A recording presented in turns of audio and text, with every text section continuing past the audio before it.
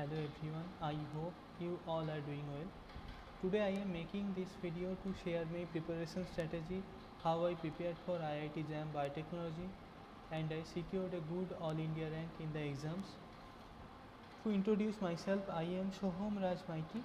I am from West Bengal and I am currently in my BSc third year. I am passing my BSc Zoology Honours from Ramakrishna Mission Vidya Mandira. This is a residential college in West Bengal and I live here in the hostels with my friends.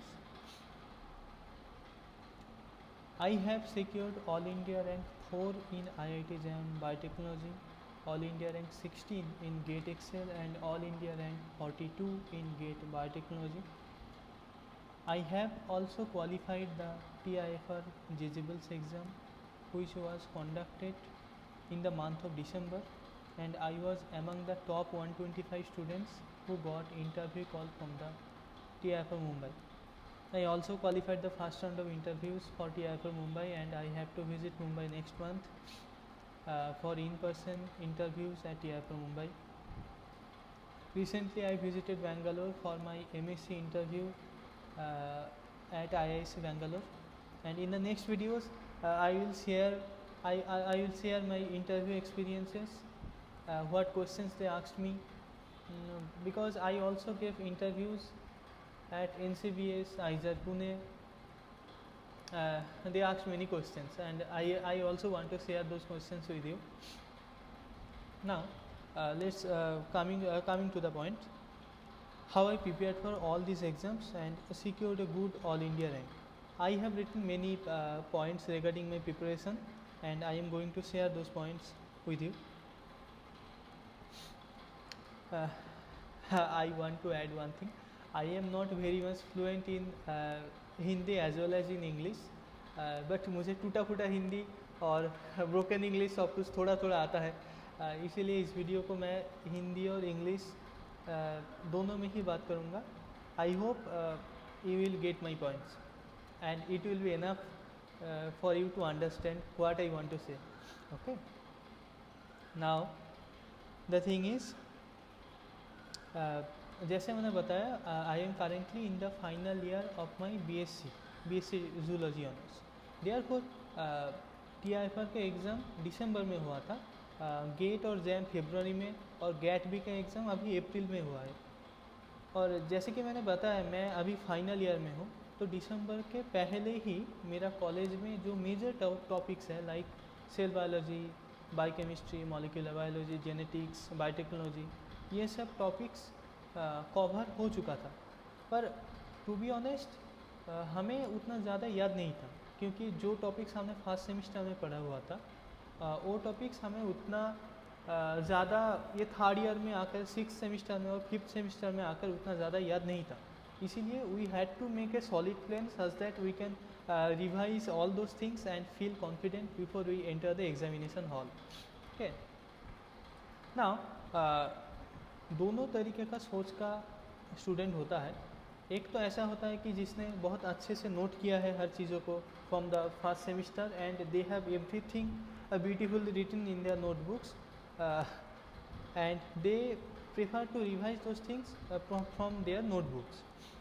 There are another group of students जिसको उतना ज़्यादा अच्छे से note नहीं किया है और उसके पास सब कुछ उतना अच्छे से, they don't have a beautifully written hand written note and they prefer something different strategy to revise all those things.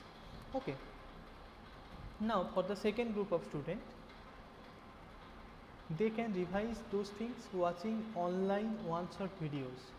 There are many free videos in the YouTube in different channels. I can mention the names like iFast, Physics Wala, or Career Endeavor. You can prefer any channels which suits you. और वो channel में जो one shot video आता है, suppose मतलब आपको तो knowledge है, मतलब आपने मॉलिक्यूलर बायोलॉजी में रेप्लिकेशन, ट्रांसक्रिप्शन, ट्रांसलेशन या एपिजेनेटिक मॉडिफिकेशन, ओपेरॉन्स, ये सब के बारे में तो पढ़ा हुआ है, पर आपको उतना डिटेल्स में नहीं याद है कि कौन सा प्रोटीन का क्या रोल था, कौन सा फैक्टर पहले आता है, कौन बाद में आता है, कौन सा फैक्टर हेलिकेज का काम करता है, कौन क्या करता है, ये सभी प्रॉब्लम है। सो फर्स्ट ग्रुप के लिए वो अपने जो हाथों से बनाए हुआ नोट्स है उससे रिवाइज कर सकते हो। और for the second group I would suggest कि आप ऑनलाइन में वन शॉट वीडियो देख लो, और उसके बाद आपने वीडियो देख लिया पर उसके भी 10 दिन बाद आप वो वीडियो में क्या पढ़ा हुआ था वो भी आप भूल जाओगे। धीरे धीरे आपको 80% याद रहेगा, फिर 70%, 60%। तो उसके रिवाइज करने के लिए मैं कहूँगा कि वीडियो के साथ PDF भी प्रोवाइड करता है। बहुत सारे चैनल्स ऐसा है कि वीडियो के साथ गूगल ड्राइव का लिंक दे देता है और ऐप में PDF प्रोवाइड करता है, जिससे कि अब आप वो PDF देख के रिवाइज कर सकते हो। और अगर आपको गूगल ड्राइव का लिंक भी नहीं मिलता है, ऐप में PDF का भी कुछ ऐसा नहीं मिलता है, तो आप स्क्रीनशॉट लेकर रखिए और स्क्रीनशॉट को लेकर आप खुद से एक PDF बना लीजिए एडोब स्कैन में, ठीक है। और आप एडोब स्कैन से वो जो PDF आपने बनाया उससे ही रिवाइज करना, क्योंकि अगर आप फिर से वन शॉट वीडियो लेक्चर देखोगे और फिर से अपना एक नोट बनाने के लिए बैठोगे ना, वो बहुत ज़्यादा टाइम लेगा। हेल्पफुल तो होगा पर मुझे लगता है कि वो बहुत ज़्यादा टाइम लेगा। अगर आपको कुछ नहीं याद आता है, मतलब आप सब कुछ भूल चुके हो, क्या टॉपिक पढ़ा हुआ था कुछ याद नहीं, तब आप रिस्क लेकर अपने हाथों से पूरा सब कुछ लिख सकते हो। पर मैं तो सजेस्ट करूँगा कि ब्रॉड टॉपिक आप PDF देखकर ही रिवाइज करो। और आपको कुछ चीज़ों तो लिखना है। मैं अभी बताऊँगा कि what the things you should read in your notebook to be confident. Like replication में प्रोकैरियोट और यूकैरियोट में बहुत सारे सिमिलरिटी है कि एक प्रोटीन का नाम प्रोकैरियोट में एक है, यूकैरियोट में एक है, ठीक है। Like DNA polymerase 3, this is the major replicative enzyme in case of prokaryotes. और यूकैरियोट में DNA polymerase alpha, DNA polymerase delta, ये सब एंजाइम्स है। मतलब जो मेजर थिंग्स है, जो की थिंग्स है, वो आप नोटबुक में नोट कर लो, पर सब कुछ आप नोट मत करो, ठीक है। और ट्रांसक्रिप्शन फैक्टर, यूकैरियोटिक ट्रांसक्रिप्शन में TF2D, ये सब जो ट्रांसक्रिप्शन फैक्टर है, इसका जो स्पेसिफिकली रोल है वो आप नोटबुक में नोट कर सकते हो। और antibiotic, there are several antibiotics which each of the antibiotic has specific working mechanism. You can write it down, the working mechanism of each of the antibiotics.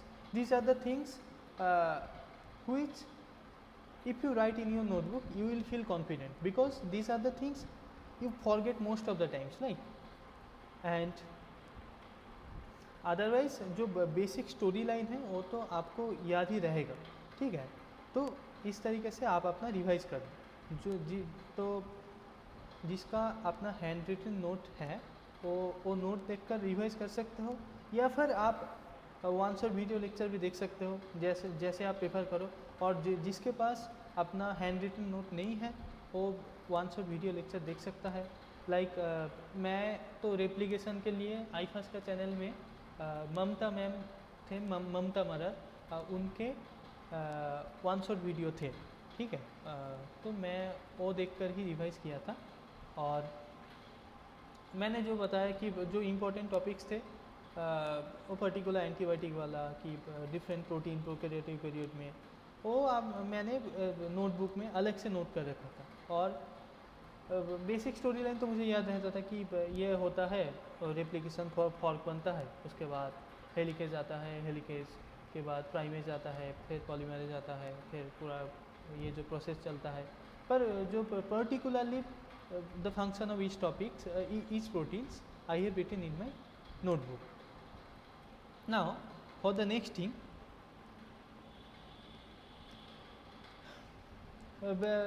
for genetics के लिए आप जो gene interaction वाला topic है, like duplicate recessive epistasis, duplicate dominant epistasis, complementary gene, supplementary gene, ये जो topics है इसका जो रेशियो है वो आप शायद भूल सकते हो कभी कभी। तो आप ये रेशियो और जो बेसिक जीन इंटरेक्शन है, लाइक X Y को एक्टिवेट करता है और फिर X से Y बनता है, और Y के बाद एक अलग से प्रोटीन आता है जो Y के ऊपर फंक्शन करके उसके Z में बदल देता है। इसीलिए अलग अलग रेशियो आता है, 9:7, 13:3, 9:4:3,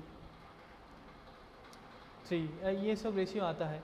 तो ये सब चीज़ें सिर्फ आप नोटबुक में नोट करके रखो, अदरवाइज़ बाकी चीज़ों को आप PDF देखकर ही रिवाइज कर सकते हो ना।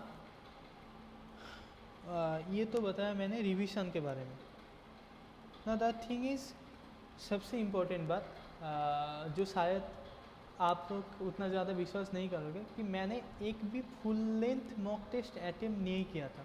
मेरा बहुत सारे दोस्त था जिसने बहुत सारा मतलब full length mock test attempt किया था। They attempted many of the mock test and उसका प्रिपरेशन भी बहुत अच्छा था। और मुझे ना कॉन्फिडेंस ही नहीं आ रहा था। मैं सोच रहा था कि मैं पहले पूरा टॉपिक्स कवर कर लूँ, उसके बाद मैं मॉक दूंगा, पर उतना ज़्यादा टाइम आपको नहीं मिलेगा कि आप सब कुछ कवर करोगे और आप बहुत सारे MCQ प्रैक्टिस करके आप कॉन्फिडेंट होगे, उसके बाद आप मॉक टेस्ट अटैम्प्ट करोगे। ये पॉसिबल नहीं होता है हमेशा, क्योंकि रिवीजन में और MCQ प्रैक्टिस करने में बहुत टाइम जाता है, और उसके बाद आपके पास उतना ज़्यादा दिन नहीं होगा कि आप बैठकर 3 घंटे पूरा एक मॉक टेस्ट सॉल्व करो। ये उतना ज़्यादा पॉसिबल नहीं होता है। सो मैं आपको सजेस्ट करूँगा कि आप मॉक टेस्ट अटेम्प्ट करो, और उसमें स्कोर क्या आता है उसके ऊपर ज़्यादा ध्यान मत दो। मतलब अगर आप कोई भी बुक उठा लेकर उसका MCQ सॉल्व कर रहे हो, ऐसे ही आप फुल लेंथ मॉक टेस्ट भी सॉल्व करो, क्योंकि उसके अंदर आपको बहुत सारे टॉपिक से MCQ पूछा जाएगा, और वो आपको सोचने पर मजबूर करेगा कि वो सेल बायोलॉजी में ये वाला टॉपिक से ये क्वेश्चन है, मतलब क्या क्या क्या पढ़ा था मैंने, जेनेटिक्स से, मॉलिक्यूलर बायोलॉजी से, बायोकेमिस्ट्री से। और अगर आप पूरा एक मॉक टेस्ट मतलब वैसे कि IIT JAM में समझ इतने क्वेश्चन है, और अगर आप एक मॉक टेस्ट दे दोगे, सपोज उसमें से 50% क्वेश्चन आपने अटेम्प्ट किया और ऑलमोस्ट सारे क्वेश्चन ही सही थे, पर बाकी जो 50% क्वेश्चन है वो आपने छोड़ दिया, अटेम्प्ट नहीं किया। पर हर एक मॉक टेस्ट के बाद आप पूरा पेपर को सॉल्व करो, और जो जो कॉन्सेप्ट आप उस पेपर को सॉल्व करने के बाद आप याद कर रहे हो ना, उसे आप मन में रखो। क्योंकि जो एक मॉक टेस्ट के बाद जब भी आप दूसरा एक मॉक टेस्ट अटेम्प्ट करोगे, तब प्रीवियस वाले का जो नॉलेज है ना, वो आपको काम आएगा। और अगर आप मॉक टेस्ट अटेम्प्ट उतना ज़्यादा नहीं कर सकते हो, मैं बोलूँगा कि आप PYQ पकड़ लो और चैप्टर वाइज PYQ से प्रैक्टिस करना शुरू कर दो। मतलब आपने रिवीजन के टाइम में एक बार 1 शॉट वीडियो लेक्चर देख लिया, उसके बाद आप सीधा PYQ उठाओ और फिर सॉल्व करना स्टार्ट करो। PYQ मैंने तो जैसे मैंने कहा कि मैंने एक भी full length mock test attempt नहीं किया था, पर मैंने PYQ बहुत ज़्यादा प्रैक्टिस किया था।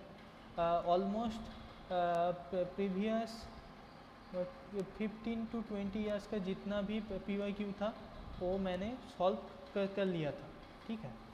तो और PYQ सॉल्व करने के बाद मतलब पकड़ लीजिए कि एक चैप्टर में आपने 20 PYQs थे और आपने सॉल्व किए, और उसमें से 15 जो थे वो डायरेक्ट क्वेश्चन थे। Suppose you are solving questions of enzyme kinetics and they are asking questions of inhibitors or Michaelis-Menten constant, and these are the direct questions and you can solve this easily.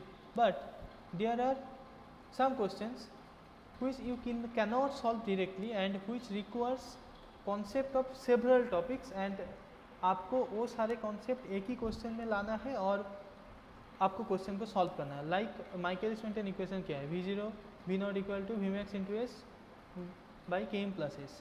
But आपको कभी कभी turnover number और maximum velocity वो भी पूछा जाएगा, तब आपको Vmax equal to K2 into ET। तो आपको दोनों फार्मूला को इंटीग्रेट करना है, दोनों फार्मूला को एक साथ एक क्वेश्चन में अप्लाई करना है और फिर आपको वो क्वेश्चन सॉल्व करना है। तो ये वाला भी बहुत क्वेश्चन ऐसा आता है। तो ये जो क्वेश्चन है आप इस क्वेश्चन को डिफरेंट कलर से या कोई मार्क से मार्क करके रखो, क्योंकि एक बार अगर आपका एग्ज़ाम सपोज 5 महीना दूर है और 3 महीना दूर है और आप आज एक टॉपिक का सारे PYQ प्रैक्टिस कर लेते हो, 1 महीने बाद आप आधे PYQ भूल जाओगे, जो भी उतना आसान नहीं था, ठीक है। तो आप क्या करो, जो भी PYQ थोड़ा ज़्यादा मुश्किल है और 2-3 जगह का कॉन्सेप्ट एक जगह पर आपको लाना है, तो उसको आप अलग तरीके से मार्क करके रखो और एक अलग से नोटबुक बनाओ। ये बात तो मैं बहुत ज़्यादा आपको सजेस्ट करूँगा कि आपके पास एक डिफरेंट नोटबुक होना चाहिए, जिसमें कि आप जो PYQ है वो सॉल्व करो। PYQ सॉल्व करने के लिए आप एक डिफरेंट नोटबुक बनाओ, जिसमें कि आप सिर्फ PYQ ही सॉल्व करते हो, और वो जो मुश्किल PYQ है जैसे मैंने आपको बताया, उसको आप डिफरेंट कलर से मार्क करके रखो, क्योंकि during the revision of the PYQ itself you have not to look upon all the PYQs. You are going to look on the marked PYQs and you are done with that. Because जब भी आप एक tough PYQ solve करोगे ना, उसमें पहले से जो इजी वाला क्वेश्चन है उसका नॉलेज तो आपको ऐसे ही मिल जाएगा, मतलब उसमें इजी वाला क्वेश्चन का कॉन्सेप्ट तो लगता ही है और एडिशनली बहुत सारा कॉन्सेप्ट है जो भी उसमें लगता है। तो आप सिर्फ रिविजन के टाइम पे वो टफ वाला PYQ देख लेना, और आसान वाला तो आपको ऐसे ही आता है, ठीक है। तो ये ज़्यादा हेल्पफुल होगा। तो आप एक अलग से नोटबुक बनाना, उसमें PYQ सॉल्व करना, और PYQ जो आसान नहीं है, जो थोड़ा ज़्यादा मुश्किल है, उसको आप अलग से मार्क करके रखें। और जैसे भी मैंने आपको बताया कि ये स्ट्रेटेजी आप IIT JAM गेट हर एक एग्ज़ाम के लिए फॉलो कर सकते हो। TIFR के लिए थोड़ा अलग स्ट्रेटेजी है, बट ऑलमोस्ट सिमिलर है। मैं और भी वीडियो लाऊंगा तो उसमें मैंने TIFR के बारे में भी बताऊंगा कि TIFR एग्ज़ाम में आपको कैसे सॉल्व करना चाहिए और कैसे प्रिपेयर करना चाहिए। अगर मैं आपको एक बात बताऊं कि TIFR का जो एग्ज़ाम है ना, उसमें ऑलमोस्ट 3 to 4 क्वेश्चन रिपीट हुआ था। मतलब पहले प्रीवियस ईयर में जो भी क्वेश्चन आया था, तो दैट पूरा मतलब एग्जैक्टली उसी क्वेश्चन इस ईयर भी आया था। तो इसीलिए PYQ प्रैक्टिस करना बहुत ज़्यादा ज़रूरी है, क्योंकि अगर आपको एग्जैक्ट क्वेश्चन भी नहीं मिलता है तो उसी कॉन्सेप्ट पे बेस करके क्वेश्चन आपको ज़रूर मिलेगा, ये तो गारंटी है, ठीक है। तो इसीलिए आप PYQ प्रैक्टिस कीजिए। और रिवीजन के बारे में भी मैंने बताया। तो बायोलॉजी रिवीजन के लिए ये चीज़ मैं आपको बोलूँगा। और अगर आपके पास टाइम है तो आप जो इंटरनेशनल ऑथर का बुक्स है, लाइक बायोकेमिस्ट्री के लिए लेनिंजर और स्ट्रायर ये बुक्स, और मॉलिक्यूलर बायोलॉजी के लिए वाटसन, लेविन, ये सारे बुक तो आप फॉलो कर सकते हो। पर अगर आपके पास ज़्यादा टाइम नहीं है और आपने पहले भी बहुत ज़्यादा नहीं पढ़ के रखा है, तो पाथफाइंडर का जो लाइफ साइंस वॉल्यूम 1 और वॉल्यूम 2 है, उसमें बहुत प्रिसाइज वे में पूरा सिलेबस कंप्लीट करके रखा है, जो JAM गेट किसी भी एग्ज़ाम के लिए इनफ है, ठीक है। आप वो बुक भी रेफ़र कर सकते हो। पर आपको आपका कॉन्सेप्ट क्लियर करने के लिए ना वो बुक इनफ नहीं है। मतलब आपको थोड़ा ज़्यादा थोड़ा इन्फॉर्मेशन तो मिल जाएगा और सिलेबस तो कवर हो जाएगा, पर आप अगर कोई चीज़ को फील करना चाहते हो तो आपको वो इंटरनेशनल ऑथर का बुक तो पढ़ना ही पड़ेगा। मैं तो एटलीस्ट ये रिकमेंड करूँगा कि आपको वो सारे बुक पढ़ना चाहिए। मतलब फिजियोलॉजी के लिए भी बुक, सेल बायोलॉजी के लिए ब्रूस एल्बर्ट्स का बुक और कार्प का बुक, ये सारे बहुत अच्छे ऑथर का बुक होता है। तो आप ये सारे बुक भी फॉलो कर सकते हो।